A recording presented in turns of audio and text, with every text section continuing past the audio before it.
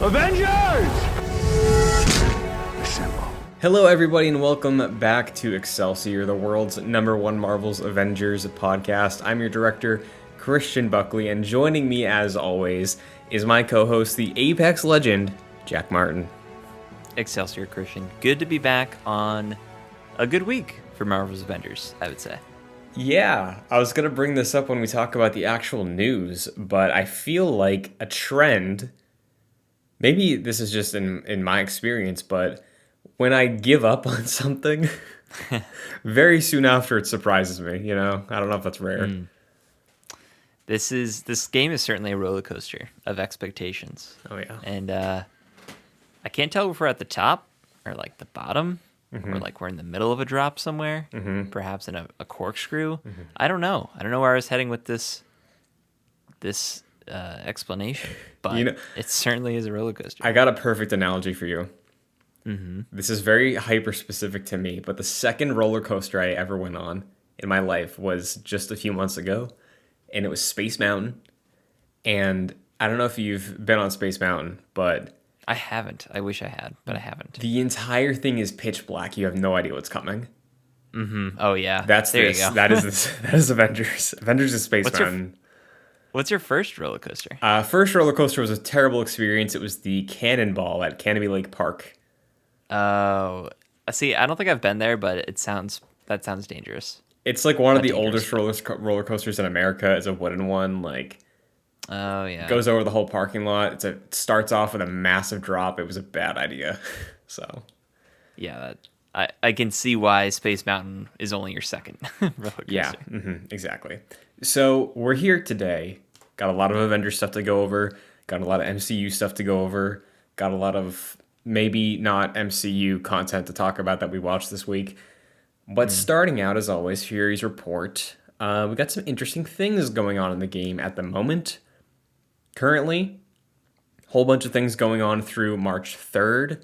The first shipments, your little loot box crates that you pay for with units, are 50% off, so that's $250 instead of $500. And the current highlighted shipment is the Iron Man 3 Mark 42 suit. So, good news for you who missed out on that massive drop of units. If you're new to the game, you got a chance to get discounted Iron Man 3 suit. Bad news for me. I already did this. Yeah, too bad. That's unfortunate. Maybe I should be waiting till the end of the month to just cash in, because I do it all. I just hold down the X button. Maybe I should be waiting. Maybe this is a life lesson. Yeah, that might be the right move moving forward, especially because last week we talked about how after the Age of Ultron leak for the Black Widow shipment, seems like MCU skins are this game's bread and butter at this point, and they're going to be everywhere, so maybe not a bad call. Yeah. Next up, this one was super weird to me. I didn't even know what this meant when I wrote it down. Challenge card activations are 50% off through March 3rd. What does this even mean? See, thank you. So, I didn't get a solid answer. I just had to think about it for a bit. You know how when a new hero comes to the game and you activate the challenge card and it's like 1,000 units? Credits, sorry. Oh, yeah. Yeah. It's $5 for the character battle passes, essentially, right now. That is interesting. That's very, hyper specific. Right? I don't know many people who are like, oh, man, I'm holding off on doing the challenge card for this character. I don't know. That's a little odd. It's good, I suppose, but it's strange. I have to wonder if this is a move to get maybe the Game Pass spending to be a bit more, because if it's free on Game Pass, but you'd have to pay for challenge card progression for Clint, Kate, and T'Challa, then $30 is not a great feeling. But that's the other thing. It's if you're being smart with your currency and you play through the campaign, you're in a sustainable scenario where if you just saved your credits for these passes, you can afford them and maybe then some a little bit. So, yeah, just really weird. I haven't seen the word challenge card activation in the context of this game ever in my life. I think. No, that is a new one to the lexicon. Yeah. I don't think we've ever said that. So we'll see if that becomes a trend or what, or if they're gonna mess with pricing in the future. I don't imagine they would, but who's to say? We'll see what happens. The other thing that, we've clowned on this thing a lot for this game, but in terms of challenge cards, if you're just getting a deal on a challenge card, you got to get through Red Room Takeover, Challenge 3 or 2, I think, whatever the one is with the pit arena in the middle and the uprised ledge, I guess, around the map. It's a godsend for grinding out challenges, so there you go. Yeah, and I feel like that's now that we have the challenge card activation half off price and Red Room Takeover being back till March 3rd.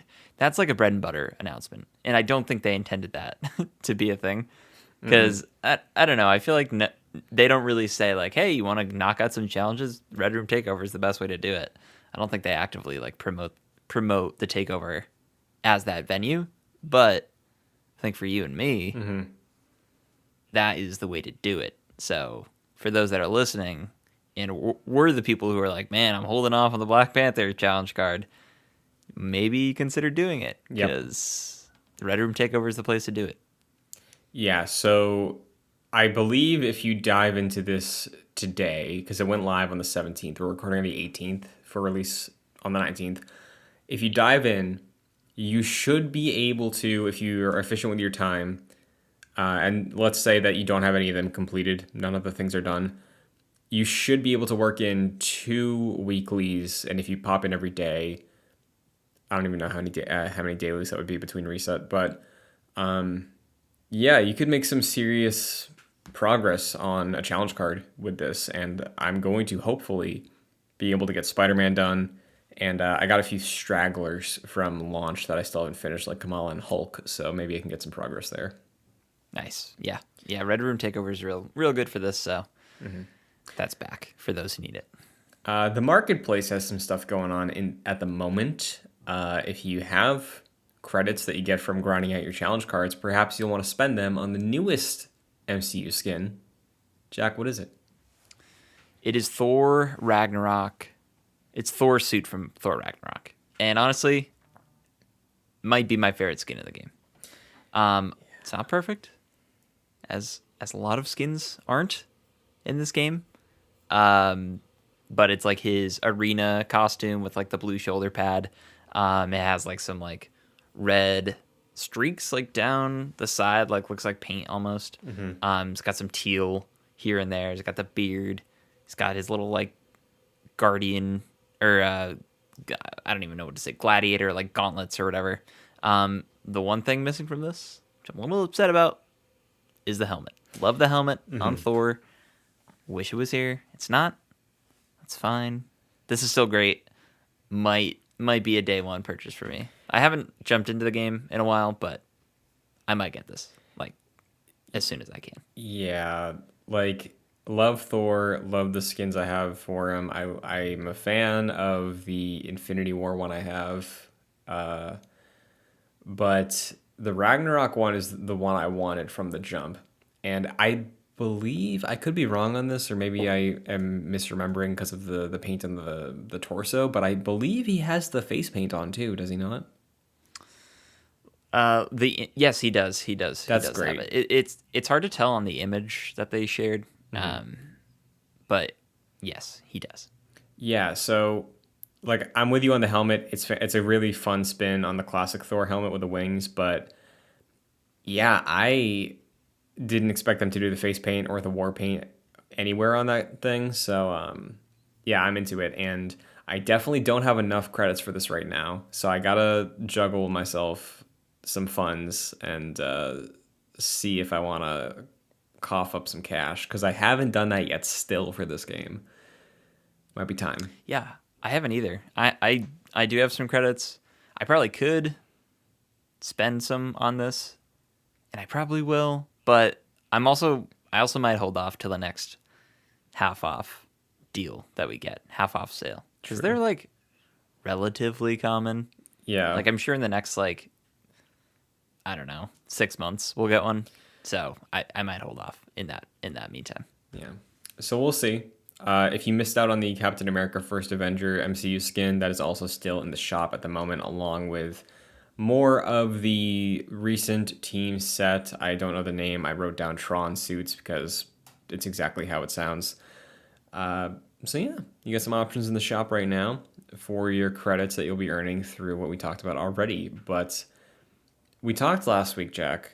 Our Stark Realities last week was, is the game dead? I was fully cynical about it, but you had a glimmer of hope, and your hope was rewarded this week. Yeah, game's not dead. It's really In not. fact, some more work being put into it. Yeah, and while we don't have tons of specifics, there is a promise that sounds like it would take a handful of months, right? Like this doesn't seem like, oh, we're gonna end the game support in April, right? It seems pretty significant. So Yeah, I feel like they're gearing up or something. Anytime they have like patches or something like this, it always feels like they're getting ready for the next big thing. It kind of seems like that is the case. Like they're doing a lot of quality of life changes. It seems in the near months. So to me, that says we're getting ready to update the game for the next big thing. yes. So currently, as it stands, there are two major posts that went up through the Avengers website via the War Table blog and just a dev blog. First, we're going to run through the patch that is referenced in the dev update, but the specifics, the highlights of patch 2.3, which is coming at a later date, are interesting and fixing some either minor issues or annoyances or things that just make more sense for players to enjoy the game more and be incentivized to play it more. So, a few things, I'll run through them, and we can talk about our specific highlights after I list them off. How's that sound? Sounds good. First up, for the raid, we got checkpoints, specifically checkpoint rewards. So rather than having to complete the raid to get your gear drop from completion, there will be gear awarded to you and your party 4 separate times throughout the raid at different checkpoints. That's the first thing. Second thing, completion of the raid and Omega level threats are now going to be awarding units. A first completion for the week is going to give you 1,000 units for either, and multiple completions after that will reward you with 500. Vault missions no longer need coordinates. You will be able to just pick up a vault mission from the kiosks for the shield agents and every other faction that you get missions from. Lastly, are tied into the villain sectors and vaults, those are always going to stay on the war table. So having to wait for a Symphony and Gamma to do the Maestro villain sector, that took me almost a full year, Jack, for that to pop up for when I was logged into the game. Always going to be available on the war table now, which is fantastic. Exotics have a chance of being dropped from vaults and villain sectors now. And now lastly, the Mega Hive and other Omega level threats will now be hero bound for rewards rather than account bound. There you go. These all seem like what you mentioned, updates that just make more sense. Like nothing too radical or anything, but it's just makes the game more easy to play and navigate. Yeah. And honestly, eliminates a lot of headaches of like, what the hell is this thing? Where is this mission? Like, where do I find this? Like, it just makes it more appealing for me to actually want to get into the game and play the stuff I want to play, rather than I'm not playing anything right now. I could be playing something. Let me play Avengers. Well, what am I going to have to play? Is it going to be the same fight Abomination on top of the Empire State Building mission that I've done a million times when I'd rather do, I guess, Taskmaster fight? I don't know, man. But like having those options available, specifically being able to queue into a vault mission whenever you want instead of having to go loot a damn chest in the middle of a mission, exit it, get the mission, and then go to the vault. That's good too, because vault missions personally are my favorite thing to play co-op. that's not high level content. So the fact that that gateway is open to just be very convenient now, and they will potentially drop exotics, probably rare, but there's a shot now. That's good. That's really good to me. I like that. Can you explain the vault update to me? Because from what to me, like I just always found vaults on the war table. Like I'm confused about the coordinates situation. So, you know how there's the hidden shield bunkers in like the open field areas of the game? Mm-hmm. So you go in there, you loot one of the chests in those areas, you will get coordinates to a vault, and then it will show up on your war table. So you previously would have been able to find vault missions through looting chests, and they would just like add on to your table. It wasn't like a every week here's the one you can queue into or anything like that, the way there are for other mission chains. And occasionally, like a mission chain would have a specific vault as part of the chain, but if you wanted to just get into one without having a preset thing on from the Avengers Initiative quest line or anything like that, you'd have to go find a shield bunker, loot all the chests. This very specific chest would give you the item that would unlock a thing on the map, and then you could go do it. So, Been playing this game for 2 years. Did not know that. yeah, I remember because this was that method was how you found the extra bonus mission in the beta.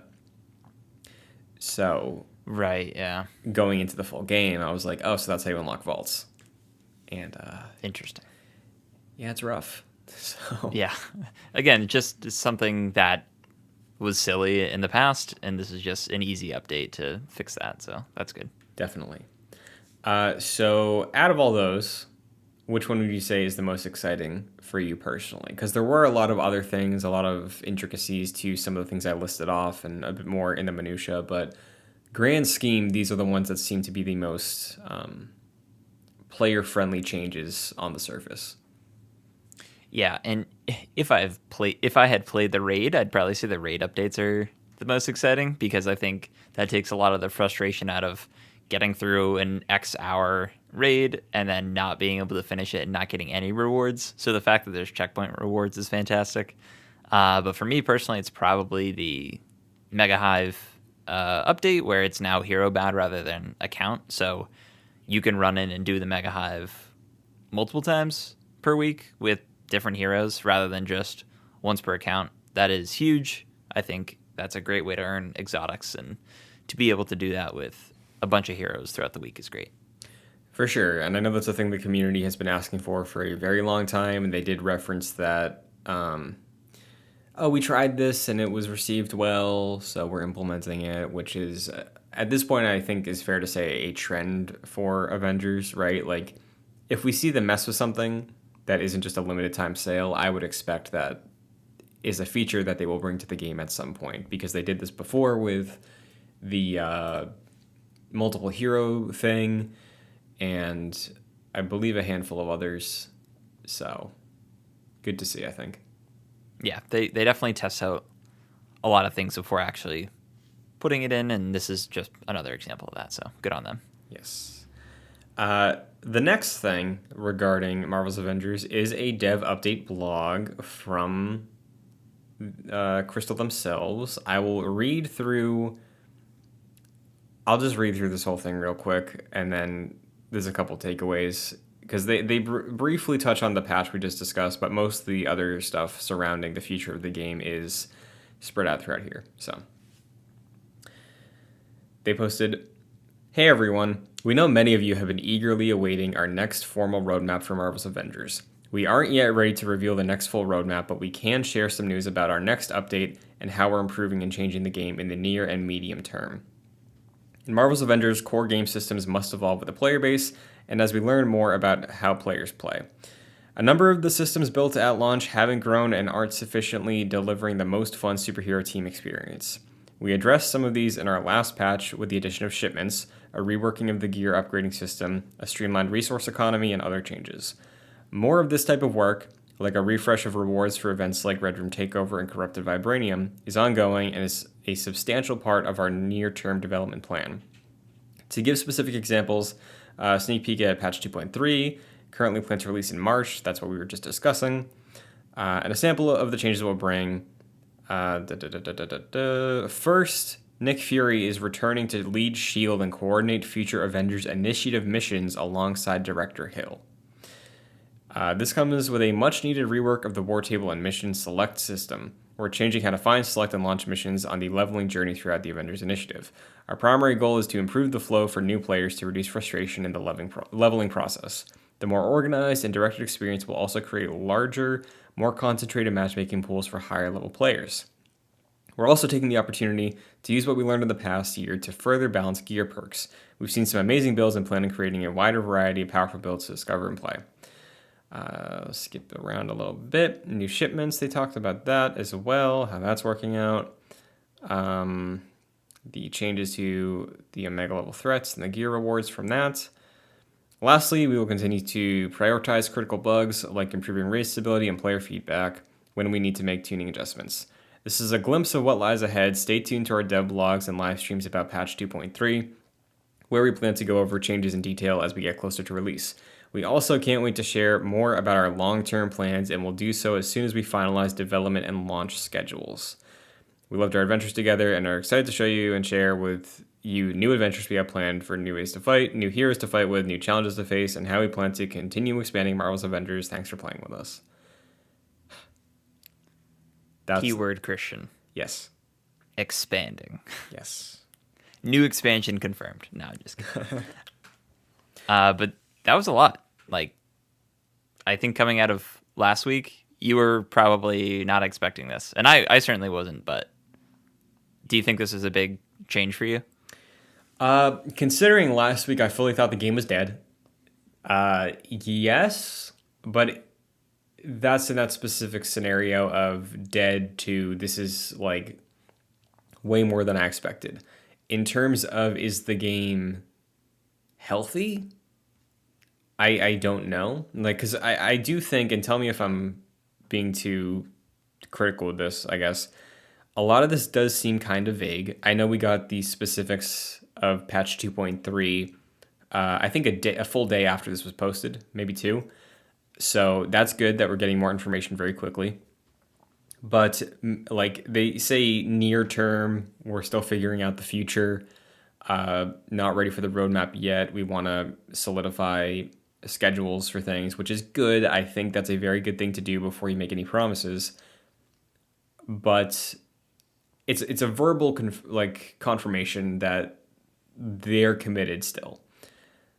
I think anything can change because I have to look back to Anthem, where, and I know it's a different company, BioWare said, we're doing Anthem next, we're working on Anthem next. A whole year went by, and they were just saying that we're committed, we're reworking things, and then the day came where they had to decide if Anthem was going to live or die from a higher up position at EA, and they axed it. So, grain of salt still, but this does have me hopeful, I'll say, especially compared to last week. What about you?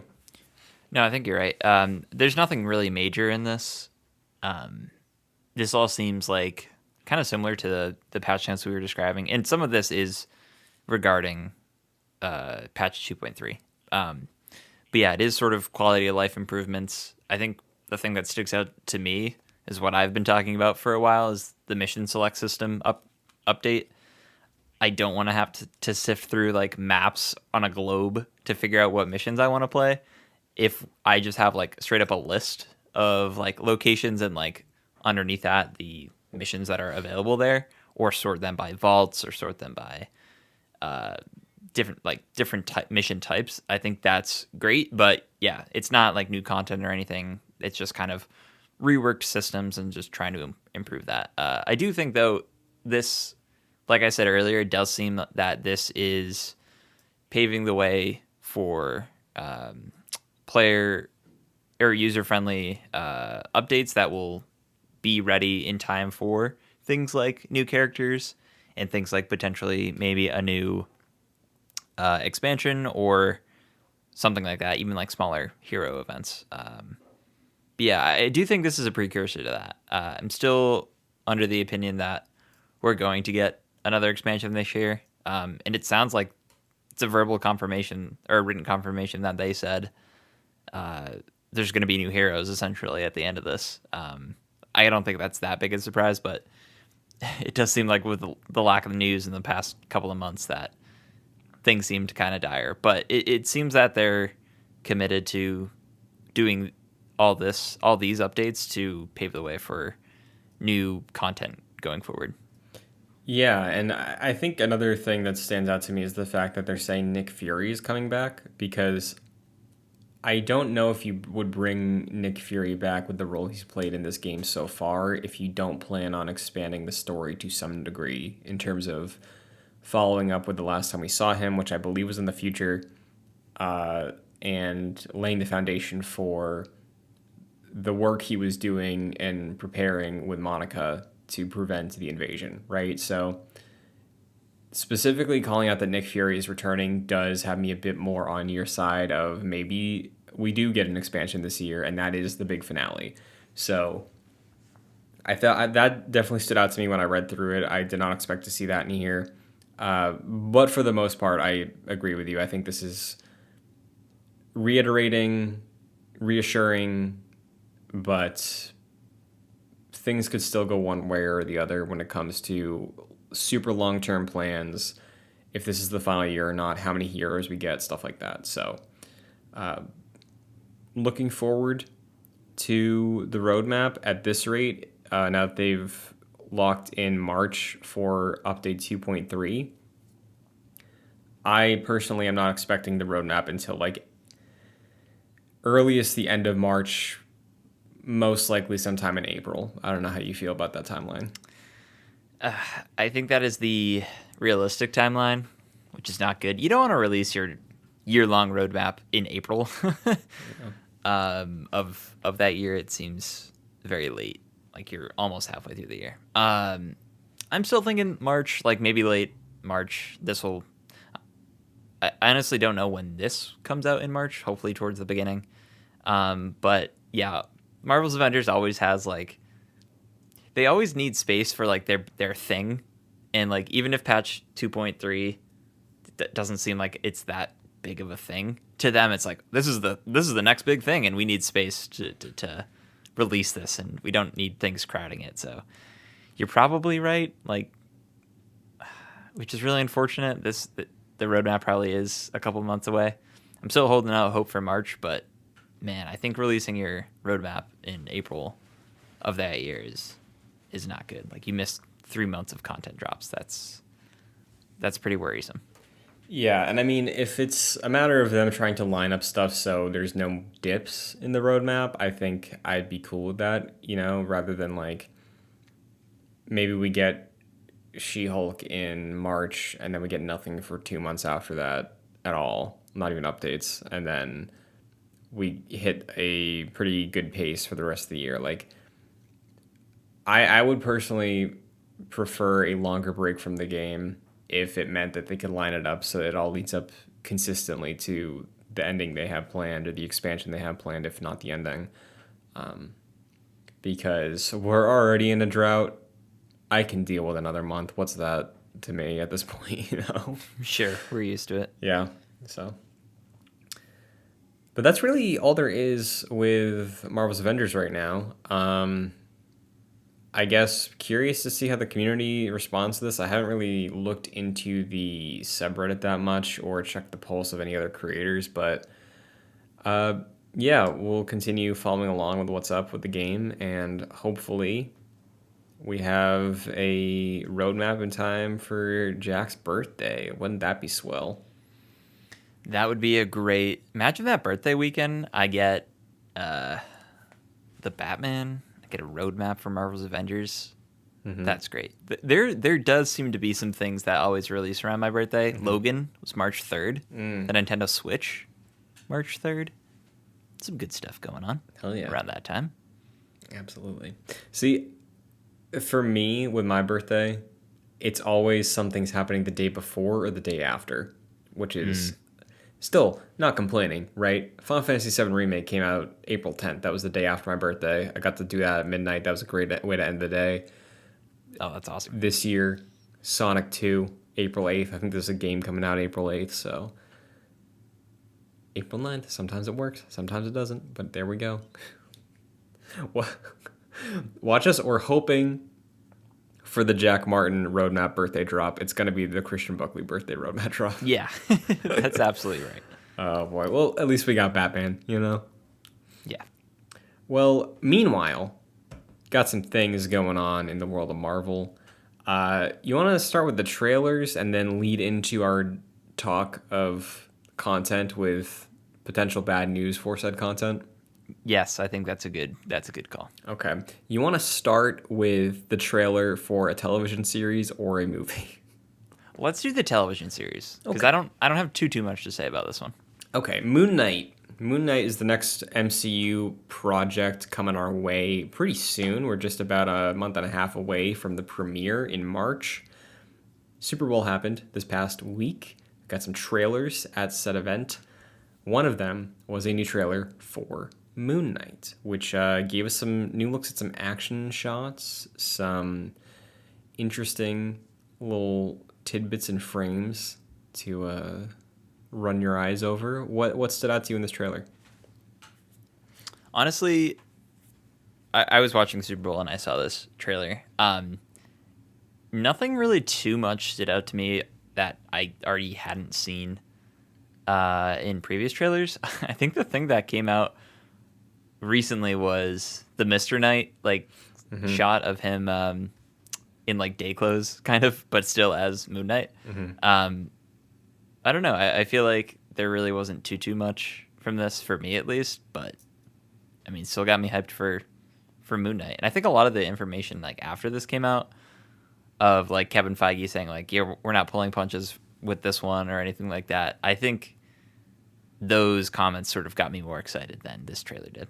But what about you? Yeah, I agree. I've been taking the comments with a grain of salt, you know, because of course trusting Kevin Feige at this point, but pulling punches can be relative, you know, to the MCU versus something like Daredevil. You know, I think there's a wide range, and we're not pulling punches between those two types of action scenes. So, listen, I don't need Moon Knight to be rated R, TVMA, or anything like that, but I do hope that it is evocative of the vibe that some of those Netflix shows have. And I think the trailer still has me hopeful that we will get to that. The Mr. Knight shot I think was cool because I think that's a very awesome look for Moon Knight, and it's a pretty recent look, I believe. It was sometime in the 2010s. I remember seeing a comic cover that debuted that look. Fan of that. Was really happy to see the Batman style pose he did when he jumped off the roof and he like did the glide with the cape. I thought that was really cool.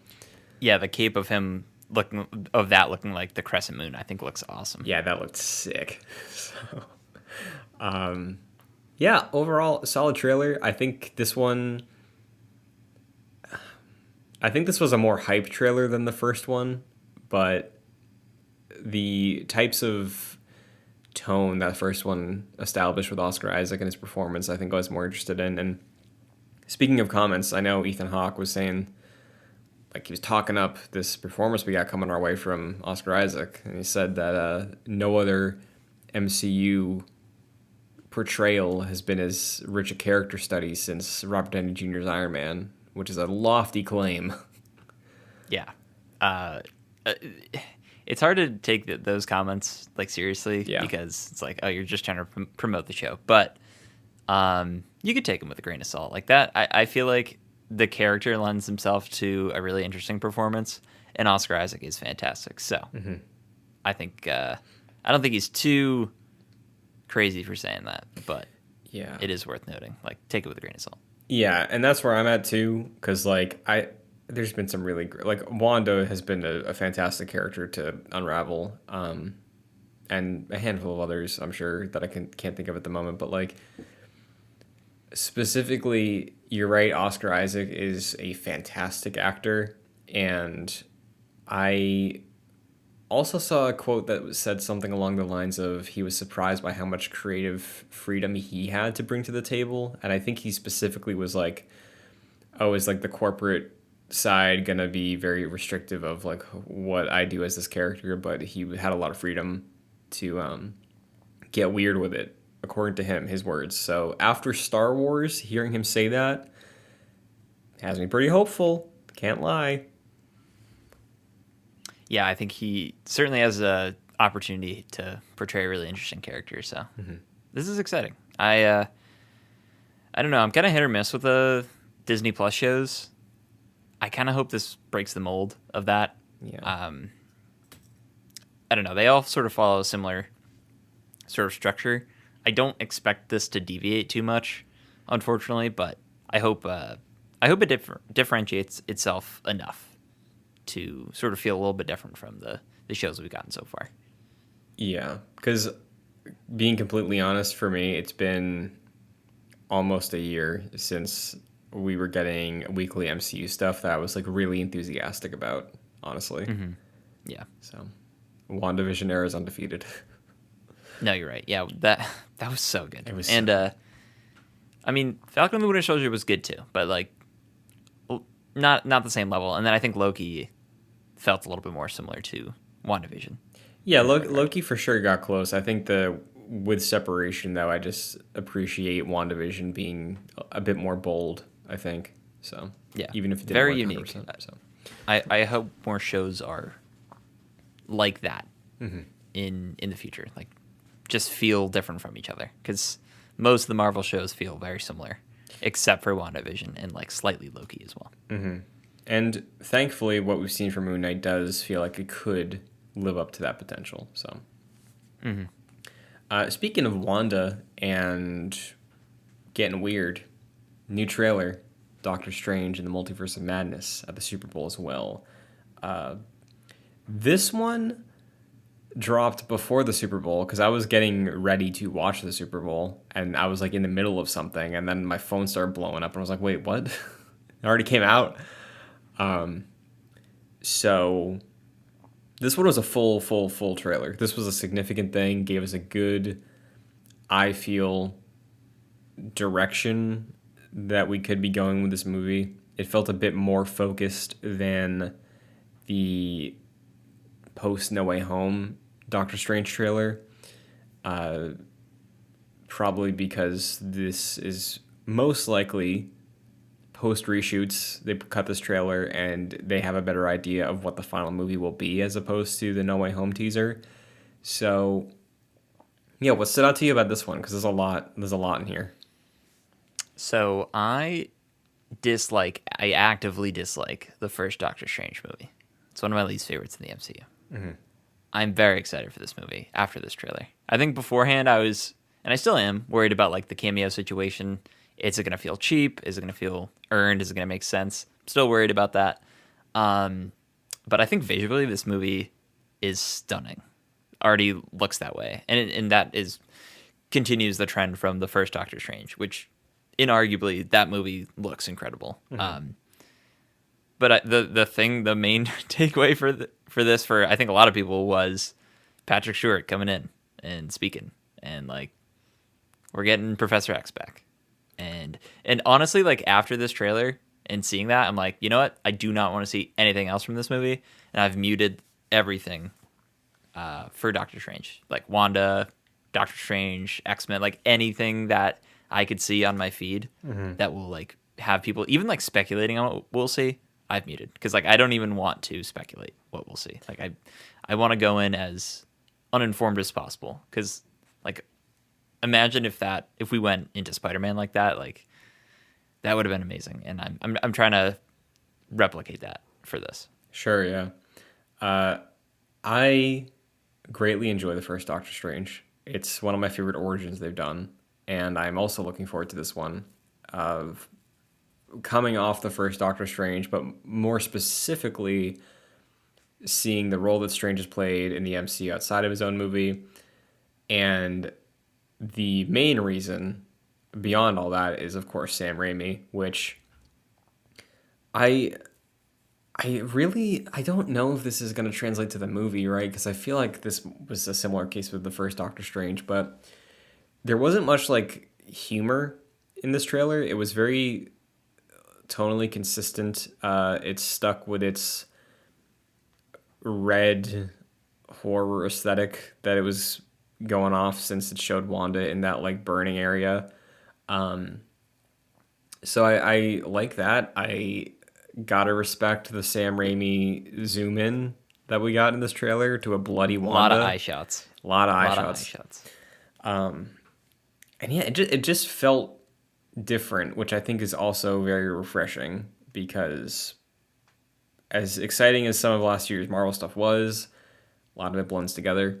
And this, just from this trailer and what we know about the movie, feels like it will probably be pretty distinct. So I really liked this trailer a lot. Yeah, no, I do too. This is really exciting. A lot of possibilities for this. Yeah, it just looks like visually distinct, like what you're saying. And a lot of people pointed this out. It seems like the MCU is really leaning into promoting some of its like capital D capital D directors, like Chloe Zhao. I think was the first time they actively promoted like the director in a Yeah. trailer. And they did that for Sam Raimi in this trailer. So yeah, it seems like Sam Raimi might have like carte blanche to do like his thing with this movie, which is really exciting because he's a great director. Yeah, and I'm very excited to see, hopefully, unleashed Sam Raimi. You know, like I'm sure that he will have restrictions and has to play with certain elements of the MCU, but I still think there could be a lot going on in this movie, the way that Spider-Man 3 exists, you know, because there's a lot going on in this trailer. There is Wanda, who may or may not be positioned to be the antagonist. I'm not quite sure. Uh, Doctor Strange, who is facing consequences from No Way Home through the Illuminati, and that's being introduced, and their role in the multiverse is going to have a thing to play, and that just brings with it a bunch of cameos as well. Uh, there's a lot going on here, and I just hope that it wasn't all thrown on him the way it was seemingly for Spider-Man. Like I hope early on in the process he understood everything that had to be implemented here and could make it work. Because I would hate if that man had to go through the same thing twice, honestly. Yeah, I think he's probably very cautious about the types of projects he signs up for, and I'm sure, like, presumably he worked with Kevin Feige on the third Spider-Man movie, if I'm not mistaken. I think Kevin Feige was involved with those. I think he was a Maybe little I'm bit, wrong. yeah, for some, Yeah, on some level. at least like yeah, I think Kevin Feige is probably also sensitive to the fact that uh, Sam Raimi got burned with Spider-Man 3. A lot of that was not his fault. So I think he's probably given a lot of freedom to do his thing in this movie, and it seems like he's dipping back into his horror elements from his previous works. So that's exciting. Yeah, and listen, I want them to go full unhinged with the horror. I know there will be a line that they won't cross at some point. But from what they did show here, like the two, maybe two Wandas, I think, like it looks intense. Some of that stuff did look intense for the stuff that we've seen Elizabeth Olsen bring to Wanda in WandaVision, and placing her and the range she has in a quote unquote horror movie has me very excited. So that is my biggest takeaway here, outside of course, Professor X, which is still wild, but do you, where do you fall on that energy person? Who do you think that is? Energy. Oh, like the Captain Marvel lookalike. Yeah, because I've seen a lot of different takes on who that could be. I've seen people speculate that it's like a multiverse version of Carol or of Captain Marvel, but it's oh, I'm forgetting. Maria Rambo. Yeah, Maria Rambo, which I suppose that makes sense. Yeah, I've also seen some stills that I could be swayed to believe that it is a multiverse Iron Man, like some of the rumors suggest. Uh, and listen, say what you will about Tom Cruise, but he makes a damn good movie from time to time, and I really, really hope that he's in this, especially as a villain. If he's playing a villain Iron Man, oh boy, I would go nuts. That'd be fantastic. Yeah. I don't know. I don't know if that was.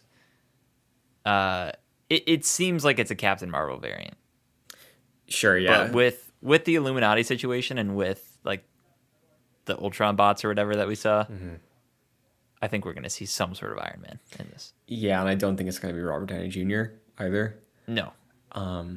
Plus, apparently, the creator of like a newer version of Iron Man, I think Superior Iron Man, who is a skin in the Avengers game, Right.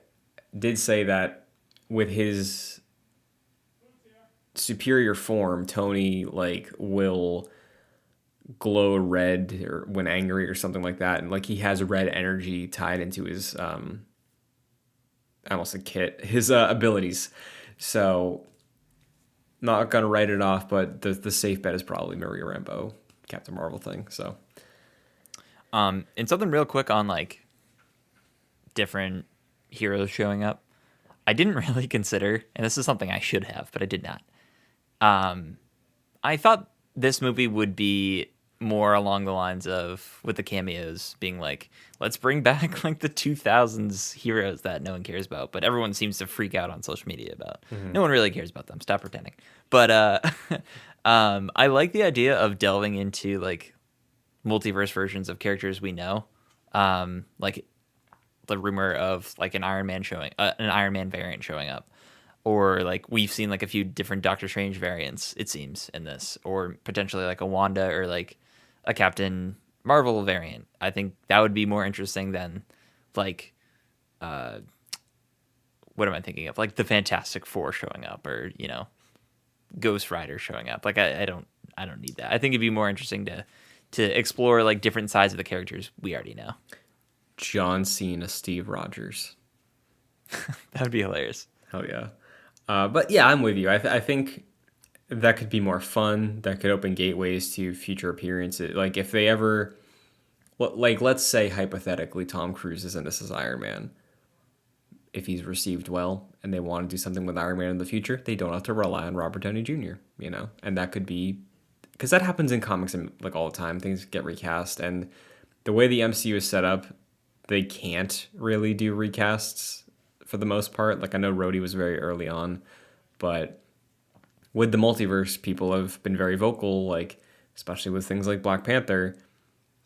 You could easily use the multiverse as an in-universe way to recast, and people could probably be okay with it. So that could be a solution, and I think that would be a fun way to at least see that and see what the potential could be of variants like you're suggesting. So yeah. Sure. And I'm very curious how they deal. I wonder if this is going to be the movie that introduces the X-Men, because it obviously sounds like we're getting Professor X, but like, what does that mean? Are we getting that Professor X as our guy now, or is he more of like an introduction to mutants? And I'm still curious about that. So I'm interested to see if this movie really like is the lead in to mutants going forward, because I think for so many different projects in the past 2 years, everyone's been like, oh, this is the mutant one. We're getting the mutants now. Yeah. And like that has not been the case. So this continues with this movie. I don't mean to do anything that you don't want to discuss with this movie, right? But there's a line Professor X has. Yeah, his one line is like, we should tell him the truth or something like that. Have you seen the speculation about what truth he maybe is talking about? No, I haven't. Would you like to? I don't think so. I Okay. don't. Maybe dance around it in a little bit if you can. But Okay. I'm trying to go in as like blind as possible to this. It's a theory that speculates an explanation for introducing the mutants into the MCU. Okay, interesting. So it seems like this movie may deal with this. maybe deal with that fact. That's I'm- fascinating. I mean, if Professor X is here, I imagine it would, Right. I know he is in this and he plays some sort of role in this. I'm just curious, like, what that means for the mutants fitting into like the MCU as Sure. we know it. Like, do they come in from a multiverse, or like that's something that's still confusing me. But Yeah, and seems like we'll get an answer to that. yeah, the theory is the answer to that, or like a posited answer to that. So Okay, gotcha. I think regardless, mutants will come up in some degree because we have Wanda here as well, who historically is a mutant. I think that was changed at some point, but the only reason it was changed was because of the weird licenses. Considering you have Scarlet Witch and Professor X, those are two mutant first characters who are prominent in the X-Men comics. So the word mutant may be said. There may be an explanation. There may be something. And I don't know if you felt this way, but the scene in X-Men The Last Stand where it's the flashback, I think, and Professor X goes to meet Jean Grey in the house. Yeah, that sounds familiar. Try to repress that movie. But Yeah, yes. I think it's a flashback. When they had the shot of the two I think it was two Wandas, or like it was implied there was two Wandas Yeah. in that house. Maybe the sensible thing was like, oh, Suburban House WandaVision, they're calling to that. But I did think, especially because Professor X is in this movie, of that scene where he goes to meet Jean. Oh, it's not a flashback. That's how he dies originally. Where he goes to meet Jean in the house, and then like Jean, who is on the Scarlet Witch level of superpowerness, causes a big problem. So I don't know if that was intentional. Probably wasn't, but I did think of that scene. So Oh, interesting. Yeah, I went to Westview in my Sure. brain, but that's a fascinating read into that. That'd be cool. yeah. Well, we won't have to wait too long. Just 3 months away from Doctor Strange. So Yeah, that is so soon. Like, I know we were supposed to get this earlier, but it's almost March, and then we just have March and April to get through for this one. And this is at the very beginning of May, so that's awesome. yeah, I believe we would have been seeing it probably this week, honestly. Yeah, I think you're right. So This is a IMAX viewing, 100%. I hope my IMAX is open. That's the thing. True. Yeah. So Yeah, I have to go to a different state to see. I'm seeing Batman in IMAX, and yeah, the one closest to us is still not open. Very sad. very unfortunate. I bet it's dusty in there. Yeah, dude, gotta be. Oh man. One last thing that's collecting dust in Marvel at the moment. That was great. Thank you. Let's just pause and just appreciate how great that was. Thank you. The Netflix shows. The Netflix shows that you and I, along with some other people, have been dusting off are about to get vaulted, supposedly. Yeah, what the hell?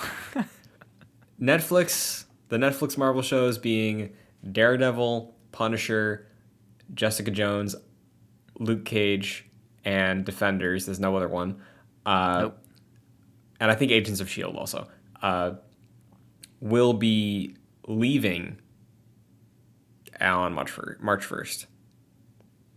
Yeah, that is bizarre, considering, like, maybe this is just the time that license ran out to them, but it's very bad timing for us, of course, but for lots of people, like you said, getting interested in these shows because of recent projects where some characters have shown back up. It's really terrible timing. Like, and there's no announcement of if they're going to another streaming service yet. So these are kind of just going off into the ether unless you have physical versions, which no one does. Yeah, I want to say that there's a Blu-ray of season 1 of Daredevil, but it must be very rare, and I don't know if they ever released the other ones on Blu-ray. I feel like they would have been released because I think like Stranger Things is on Blu-ray, and like I know HBO releases like Game of Thrones and stuff on Blu-ray and things like that. So there probably are physical copies, but I feel like for Netflix shows in particular, no one's getting the physical copies. Yeah. So, like you mentioned, there's no hint of where these could end up next. I I have a hard time believing that Disney Plus will feature a Russian man getting his head smashed off with a car door and then seeing his headless body for a while in the next episode. I don't believe that that will be on Disney Plus. I think the safe bet is probably Hulu, which is lucky because I still have Hulu, but I have Hulu with ads, and I'm about to go Same. from no ads Daredevil to 3 ads an episode Daredevil, which is not a good thing. No, that is awful. You're about to go from like 45-minute episode to like an hour episode with ads. Maybe more like an hour episode to an hour 15 because I feel like some of those Daredevil episodes are pushing an hour. Yeah. Oh yeah. So, I did do a quick little search on Amazon. Daredevil seasons 1 and 2 Blu-ray combined is $85. What? So You're kidding me. no, I think that's the thing. I think it's rare. I think they only printed it for a couple of years. That's wild. Yeah. Even like I want to see if the Defenders has a Blu-ray I don't know. set. But yeah, this sucks because it's, for the most part, from what I've seen, either really solid or great Marvel storytelling. I still stand by believing Daredevil season 1 and elements of season 2 are still more enjoyable to me than a decent amount of the current Marvel television shows. So it sucks that people will be cut off from that. It sucks for people that are in the middle of rewatching them all, that you have basically a week and a half to get through everything before they're gone indefinitely. I do wonder though, because I think the Daredevil contract expired a while ago, and that's why he was able to show up in Spider-Man. So maybe it's like the whole bunch is expiring, and that's why they're leaving. But I remember Daredevil was supposed to expire first. So I've seen some people wonder if because they're leaving, if we're going to get a definitive answer soon on whether or not these are MCU canon or if these are all variants and the Kingpin we see in Hawkeye is the MCU's Kingpin and the one that we all know is a variant. Like, do you think we'll get an answer one way or the other in the near future because of this move? Yeah, I do. I honestly do think these are still in the MCU. I'd be upset if we watch all the way through Daredevil and it's a different guy. Yeah. So I'm kind of hoping that they're still in the MCU, and I think we'll get that answer. I'd be pretty upset if these were variants. Yeah, I would too, honestly. Like, even Spider-Man fucked up with the timeline, right? Like, we can just say that these things took place within one calendar year. Nobody will care, you know? Just be like, oh yeah, so this every season of Daredevil happened from the year after the Battle of New York to the year before Age of Ultron, and then we just didn't do any more Daredevil stories. Nobody will care if you just shift that, because then it will work with the snap and everything, and you don't have to talk about what happened there. I feel like it's easy to retcon it and make it canon if it's like in flux at the moment, because Spider-Man, your main guy, got weird with the timeline, and that made it into theaters. So if they really wanted to, I believe that they could make all these things work in the MCU canon. And I think they should, because I'm with you. I'd be upset if we have to relearn Daredevil, Matt Murdock through Charlie Cox doing it again. You know, like it would be unfortunate. And while it wouldn't discredit the greatness of this show, it would feel like, what are we doing? We only have so many years with him to be Daredevil. Why are we going to start over, you know? Yeah, I'm largely just upset that the timing of this is like right smack dab in our Daredevil rewatch. I know. So we gotta get through season 3 in like a week, if that's even possible. Yeah, dude. Man, maybe I just take a day soon and just get through as much of it as I can. But like that also sucks because I like giving, at least so far, with the shows we've watched, like I like giving them room to breathe and like having the episodes. Like I don't like binging things much, but if we have to, I will do it. So Yeah, same. I'm with you on that. Especially like these are somewhat longer seasons, like 12 or 13 episodes, which I think is long for like hour long yeah, episodes. So yeah, maybe we got a holiday coming up on Monday, so maybe that's the time to get through like half of them. yeah, I don't know. I also want to see the new Uncharted movie that day, so who knows? worth it.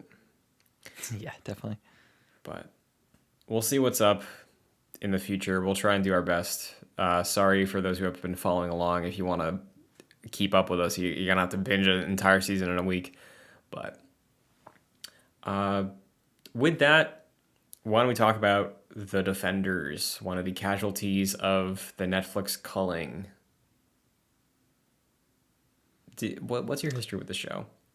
I saw it once before the lead up to season 3 of Daredevil because I think I saw a trailer for Daredevil season 3. I'm like, whoa, where do we find ourselves? Because I don't remember this.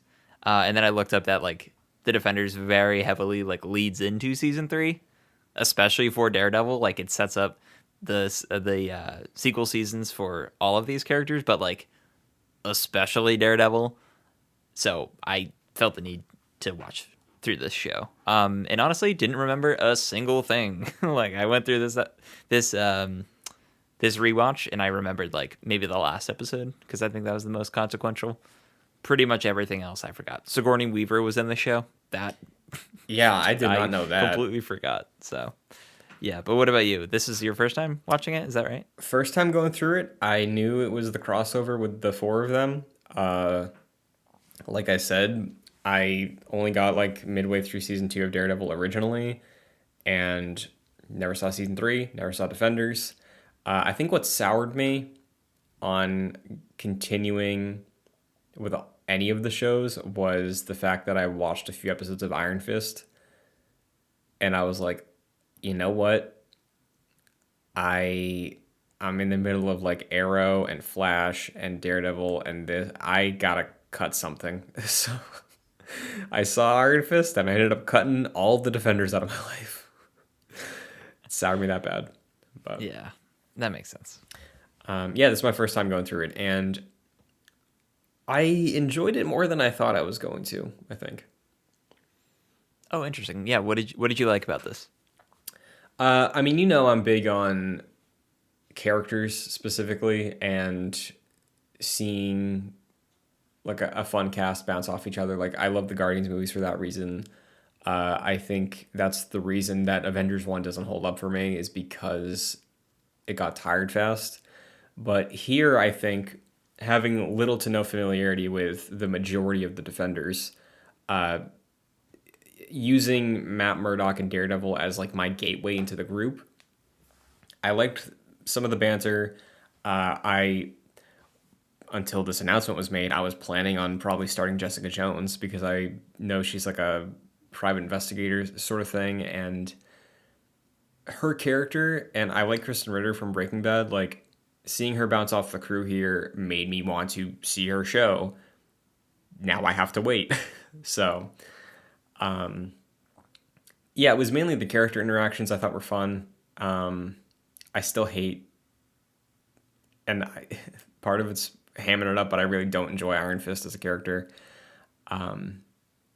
Luke Cage I enjoyed as well. So like seeing them as sort of like this is a pitch for me to get sold on their shows. I liked the elements of their characters I was able to pick up on that way.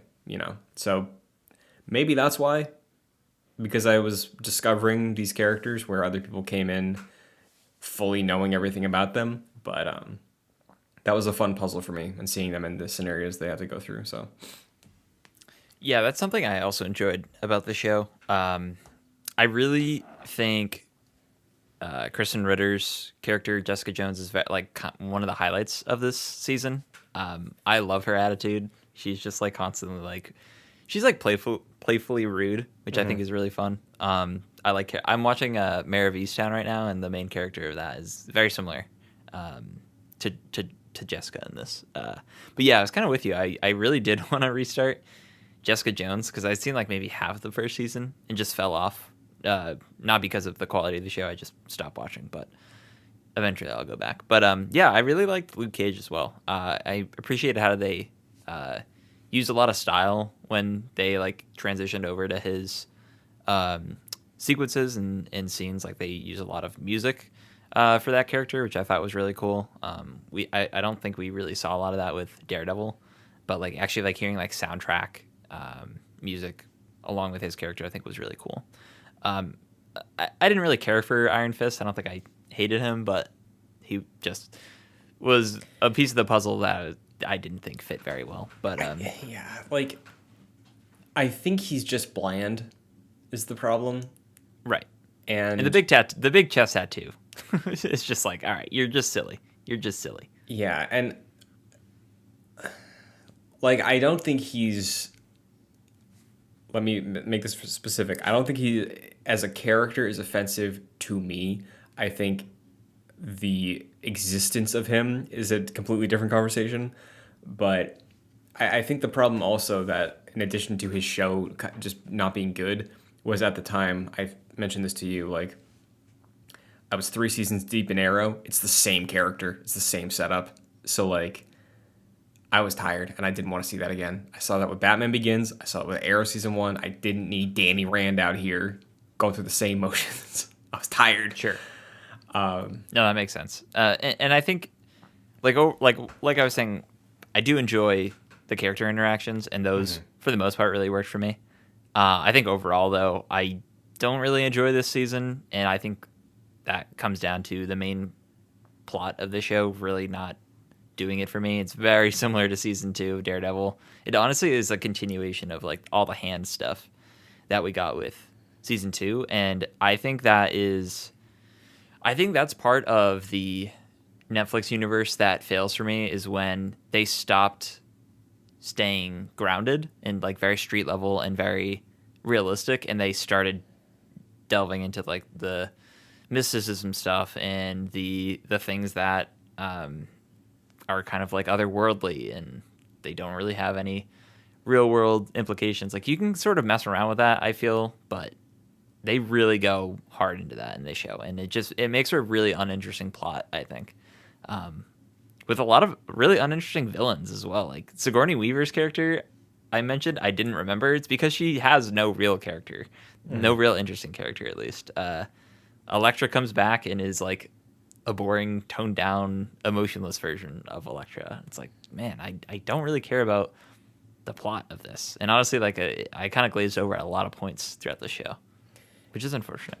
Yeah, and I think the thing that makes it unfortunate, because I think there's a place for Marvel to explore the mysticism stuff, and I like it occasionally, but I think because the Hand is almost entirely similar to the way they were portrayed and used in Daredevil Season 2, didn't help. And I think because what's great about Daredevil, and I assume Jessica Jones and Luke Cage, based off of the scope of their characters, is that, and I could be wrong because I haven't seen their shows, they're grounded in a way that's like, we're dealing with real shit, it's real crimes, real, like people are the villains in a way that's not unrelatable from somebody just watching a show, right? I think Daredevil, what makes him interesting is he's just a dude and he is very great at what he does, but in the grand scheme, he guards like a few blocks of New York City, and Jessica Jones and Luke Cage, I imagine, are in a similar spot. So if you throw them against this whole mystical thing, it feels like you're trying to put a square peg into a round hole in a way. And I don't know if that's because if this is the scenario because Iron Fist was involved, but at the same time, the Hand was in Daredevil first. So like, I don't know if the Hand is typically a Daredevil villain faction. I know he has history with Elektra, and I know she has a weird background with stuff like that, but from the Daredevil stuff that I've been exposed to beyond the show, I don't know much about him dealing with this type of enemy or this type of scenario or problem. So like, yeah, I think it just feels like it's characters out of their element in a way that isn't a fun out of their element, you know? No, and honestly, parts of the show and season 2 of Daredevil are like really boring. Like I really just was not interested in what was happening. I think it was just the overall plotline and the Hand just being uninteresting villains and having very boring motivations. But yeah, I think a lot of it does come down to I really like the idea of having small heroes that are like very important to the communities that they're serving. Yeah. And I think that with a lot of these characters, particularly I think with Luke Cage and Daredevil, like they're very important to Harlem and Hell's Kitchen, respectively. And if you introduce like an element like the Hand that is like this, I guess, worldwide organization, that just it feels very incongruent to their characters, and it just makes it feel really uninteresting to me. Like I really liked how small scale these characters are, and I think that was such a really smart choice for Netflix to do that, like to tackle those characters compared to the MCU with these big grandiose stories. And I think that's sort of where this went off the rails, and I feel like that's kind of that might be some of the reason why we kind of stopped getting those Netflix shows, is because they sort of lost that with this. Yeah. And from what you said, it sounds like Daredevil season 3 backpedals a little bit, right? Oh yeah, they flipped the script. Like it, Daredevil season 3 feels much more in line with season 1. Great. You know what I will shout out, and it's even tied to Iron Fist. Colleen What's that? Wing, best part of the show when I watched it, and I loved when she was on screen here because I think she's such a cooler character. I think like I forget her specific stuff, but like I remember in Iron Fist, like he went to some like underground fighting ring, like a fight club, and she was really influential there and helped him out a couple times. And like I was so much more interested in her character, and I like Jessica Henwick a lot too. So seeing Colleen pop up was a highlight. That was good. So Yeah, I liked her. I liked all the supporting hero characters in this for the most part. I think everyone had like a good person or two to bounce off of. It was cool seeing Claire, and I know she was. I think she was in the Luke Cage before this, but it was cool seeing Claire in the context of being with Luke rather than being in the Daredevil series. I will say though, like she had like no interaction with Matt, and she was in like the same room as Matt at various points. Unless I'm forgetting any, that felt a little strange to me. yeah, maybe yeah, I don't know. Maybe that was an oversight because they left off. I'm honestly blanking on the last time they had an interaction, but yeah, that does feel weird. But maybe it's because it's developed more in in Luke Cage of where she's at. Yeah, it could be. So I don't know. Well, do you have any other things that are standing out to you about the Defenders as a season of TV? Like, how does it stack up to Daredevil season 2 for you? Because we both know it's not topping season 1. So, regarding season 2, is it better just because it's even shorter, or do you still prefer the highs of Daredevil season 2? That's a good question. I really enjoy, like I said, the character interactions. I think they nail most of the characters in this. I appreciate how it's shorter, but I mostly appreciate that because I don't really like what's going on in the show. Sure. And I honestly think I would rather rewatch season 2 of Daredevil, even though we get the tail end of me not enjoying the end of that season, because I think the start of season 2 is really strong. So I would say this would probably be under season 2 for me.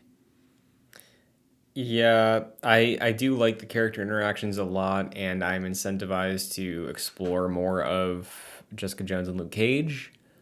But I love the courtroom drama. I love the defense of Frank Castle. I love that arc. So yeah, I'd probably be on the same page as you in enjoying Daredevil season 2 more. Also because as much as it's an ensemble thing here, I still have a stronger tie to Matt Murdock and Charlie Cox's performance. So just seeing him be the lead, and he takes a good chunk of it here, but like, yeah, season 2 is probably superior to me as well.